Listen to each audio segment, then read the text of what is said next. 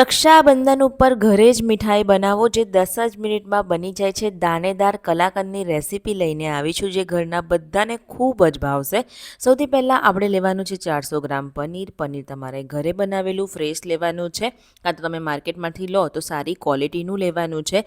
પનીરને સારી રીતે ભૂકો કરી લેવાનું છે. બધું પનીર સરસ રીતે ભૂકો થઈ જાય પછી અહીં આગળ ભૂકાને આપણે કઢાઈની અંદર આપણે થોડીક વાર ઘીમાં સાંતળવાનું છે.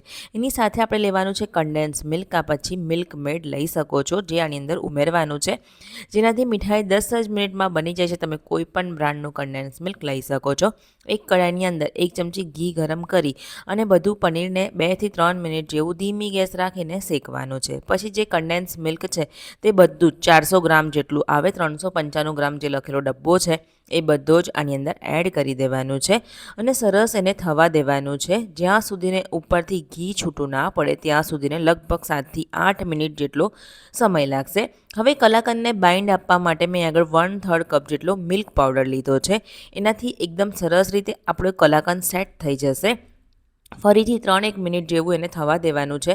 કઢાઈથી એકદમ અલગ થઈ ગયું છે બેટર, તમે જોઈ શકો છો ઘી ઉપર આવવા માંડ્યું છે. એટલે લાસ્ટમાં આપણે ઇલાયચી પાવડર એડ કરવાનો છે અને હવે આપણી આ કલાકંદને તમારે સેટ કરી દેવાનું છે. ઘી ઉપર છૂટું થઈ જાય પછી આ રીતે તમારે ડીશમાં બટર પેપર લગાવી દેવાનું છે, જેથી તમારું જે કલાકંદ છે એકદમ ઇઝીથી અનમોલ્ડ થશે. હવે એને સેટ કરવાનું છે.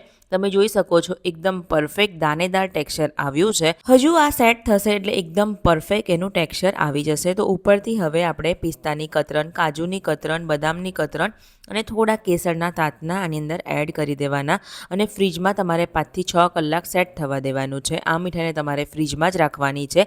કટ કરી અને સરસ મજાનું મોઢામાં મૂકતા જ ઓગળી જાય એવો મજાનો તમારો કલાકંદ બનીને તૈયાર થઈ ગયું છે. તો રેસીપીને લાઇક અને શેર કરવાનું બિલકુલ ના ભૂલતા.